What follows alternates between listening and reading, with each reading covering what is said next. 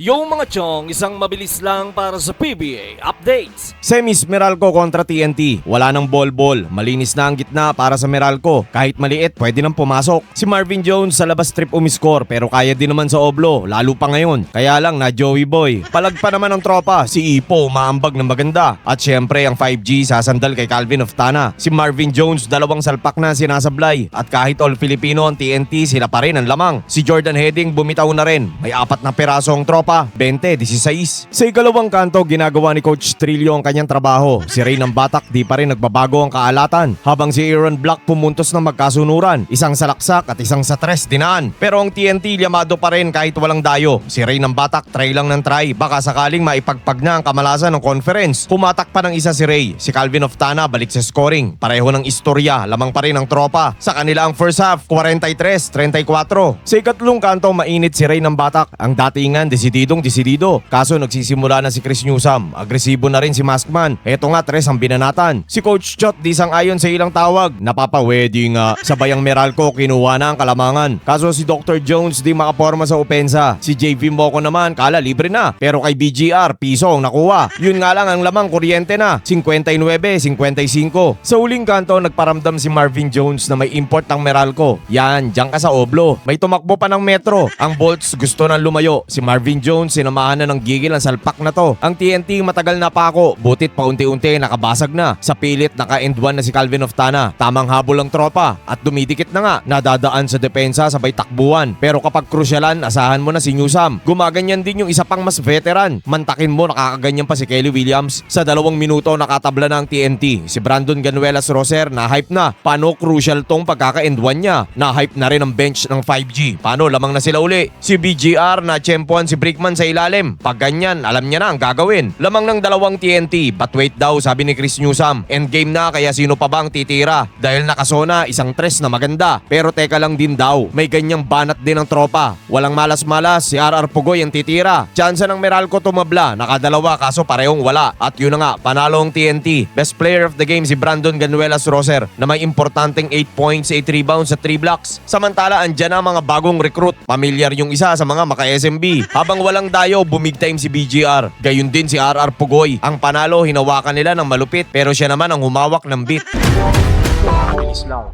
Hinebra kontra Rain or Shine. Mainit sa 3 si Andre Karakut. Nagbabawi dahil nga alat to sa ilang laro. Ngayon first quarter pa lang, kwotang-kwota na. Hanggat napasok, tira lang ng tira. Inspirado na naman si Karakut. Dating secret lang muna, ngayon binibuilder na. Ang epekto sa laro ni Karakut, pambira, nakalima na. Sa barangay, wala pa namang nagpapanik. Dahil maganda din naman ang opensa ni Scottie Thompson. 3 at 2 din ang tinatrabaho nito. Si Holt umisa na rin sa 3. Nagparamdam na rin si Kulina. Ang Dragon Ball pinakawalan na. Lamang ng 3 pintura, 30-27. Sa ikalawang kanto, kayod si Troy Rosario. Si Maya gaya ng dati, pagpasok yung ambag, asahan mo. Di nga lang sure kung magtatagal to sa Oblo. Pero si Justin Brownlee siguradong babaran. Medyo matumal pero nadadali ng galawang paborito. Kaso heto na naman ang Rain or Shine. Dumadali sa malayuan. Mula kay Jalen hanggang kay Kaylan. Nabalik sa asintahan. Sinundan pa ni Adrian Nocum. Si Andre Karakut nadali sa muka ni Japet Aguilar. Napahiga, sabay takip sa muka. Naalala niya, wait, andyan pala si Bella. Kailangan pogi.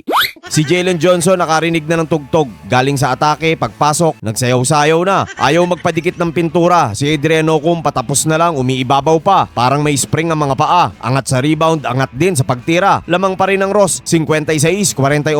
Sa ikatlong kanto, Hinebra naman ang humapit. Si Justin Brownlee nagsisimula na mag-agresibo. Lalo na si Scottie Thompson. Yung panglamang siya ang bumato. Ang one-time MVP umaasintado. Alam niya ring mainit na siya dito. Kaya ang quarter sinamantala niya na. Sagasa na ng sagasa, may sumasabit pa. Ang mga fans niya, happy na. Sumasagot naman si Adrian Nocum pero sa jeans mas maraming nabawi. Si Justin Brownlee nag-clinic lang ng konti at ang barangay nakapag-ingay dahil si Stephen Holt 3 ang binigay. Dumidistansya na ng bahagya ang Hinebra. Hirap kung si Nocum lang gagawa, butit umambag si Asistio. Nagpansit Anton sa Oblo. May bonus pang free throw pero jeans ang liyamado. Si 37-68. Sa huling kanto si Scottie Thompson di papagod. Habol lang ng habol sa bola. Present pa rin sa takbuhan at skoran. Pagbaba, depensa naman. Kay Jonard Clarito sarado ang daan. Sinabayan pa yan ni RJ Abarientos. Naputok-putok na. Ang pagpuntos, nodsu-nodsu, panay patama. Pero gaya last game, di susuko ang pintura. Lalo na si Kaylan Chongson. Dumali ng Tito Vic and Joey sa 3. Naibaba nito sa 5 na lang. Pero Dehins pumayag si Scottie Thompson na di makaresback. Sa 3, siya naman ang babanat. But wait ulit, si Chongson di mo alam kung kailan lalamig. Hinahanap niya talaga to. Sa Gedli, babatot babato. Nabigyan ng pagkakataon si Locum na maibaba sa 2